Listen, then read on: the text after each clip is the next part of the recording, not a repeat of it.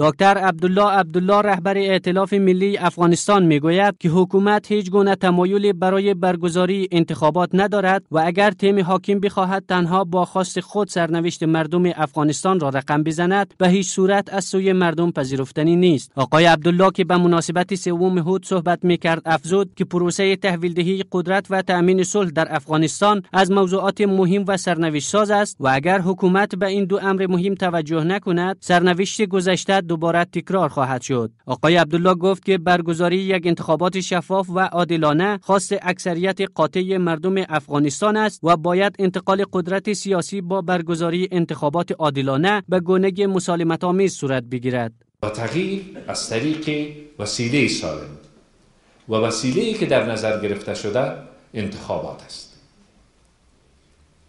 اگر آقای کرزی و همراهایش فکر کرده باشند که با تدابیری که در نظر گرفتن با سوء استفاده از قدرت دولتی با اعمال فشار روی نهادهایی که باید اونا مستقل باشند و با نقض استقلال نهادهای مستقل فقط به خواست و خواهش خود سرنوشت افغانستان رقم میزنند، این کار شدنی نیست. چون نزد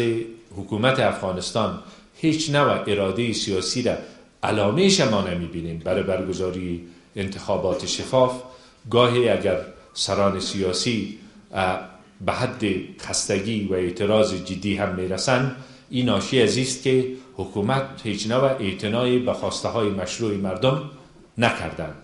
رهبر ائتلاف ملی افغانستان همچنان از روند گفتگوهای صلح با طالبان انتقاد کرده گفت که باید در پروسه مصالحه و گفتگو با طالبان حکومت، احزاب سیاسی و نهادهای مدنی به گونه مشترک سهیم باشند. د خلک د افغانستان د سولې غوښتونکي دي او د با عزت او عادلانه سولې غوښتونکي دي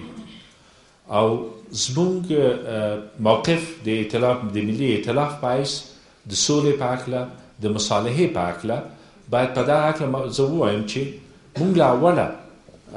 اعلان کړی وو چې د سولې دپاره دا پکار ده چې طالبان او هغه ډلې چې په جګړه بوخت دي هغوی اعلان وکړي چې موږ حاضر یو چې د افغانستان د جمهوری اسلامی افغانستان سره مذاکره کوو. دا کار لا تر اوسه نده شوی متاسفانه. دومه مسله دا و چې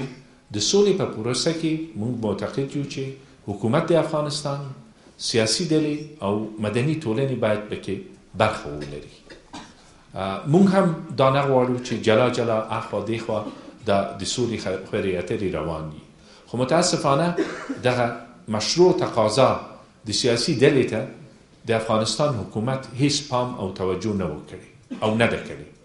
آقای عبدالله میگوید که موجودیت فساد گسترده، قانون شکنی ها، بی‌عدالتی، تفریق افغانی و موجودیت انواع تعصبات در نظام کنونی سبب شده است تا اعتماد میان مردم و حکومت از میان برود. آقای عبدالله میگوید که اگر احزاب و جریان های سیاسی برای حقوق مردم افغانستان استفاده از سلاح را تجویز نکرده است، اما این جریان ها دفاع مسالمت آمیز از حقوق مردم افغانستان را وظیفه مسلم خود میدانند.